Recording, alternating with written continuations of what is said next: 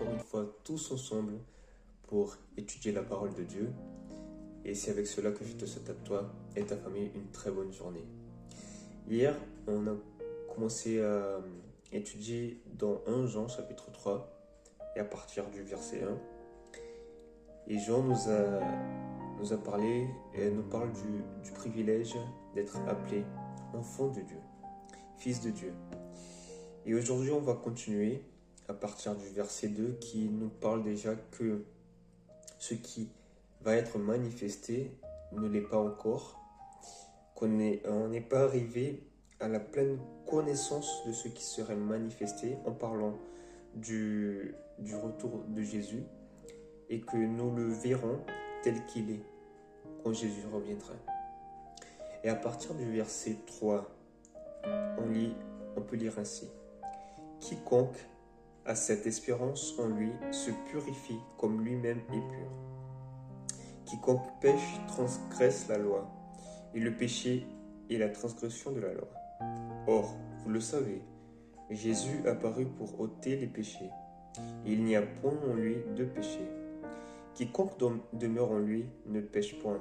Quiconque pêche ne l'a pas vu et ne l'a pas connu. Petits enfants, que personne ne vous séduise. Celui qui pratique la justice est juste, comme lui-même est juste. Celui qui pêche est du diable, car le diable pêche dès le commencement.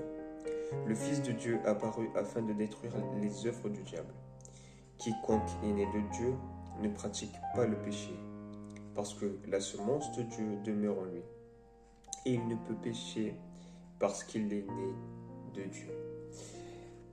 Du verset 3 au verset 9, ici il nous est dit que pour ne pas vivre une vie de péché, une vie de misère, et celui qui vit cette vie n'a pas encore connu à Dieu. Être enfant de Dieu, ce n'est pas juste parce qu'il nous a créés, ce n'est pas juste être appelé enfant de Dieu par la création, mais c'est plus que ça, c'est une identité. Car si on est enfant de Dieu, on doit montrer les œuvres de notre Père. On doit montrer qui est notre Père. C'est comme si les parents qui éduquent leurs enfants, à travers l'éducation que leurs enfants ont eue, ils vont montrer à travers cette éducation qui sont leurs parents. Nous, on doit montrer à travers une vie juste, sans péché, qui est notre Père. Alors, être appelé enfant de Dieu, c'est plus que juste un titre. C'est une identité. Qui est notre Père? Nous devons montrer à chaque jour qui est notre Père. Et encore plus, celui qui vient vers Dieu n'a plus envie de vivre dans ce monde. Certes, on est encore des personnes qui vivent dans cette terre, des pécheurs, mais à travers la parole de Dieu et par sa volonté, on va vouloir à chaque jour être comme notre Père, comme Dieu. Et aussi le verset nous dit que celui qui pêche, dans le verset 8, est du diable, car le diable pêche dès le commencement. Mais le Fils de Dieu, il est apparu dans ce monde pour ôter le péché.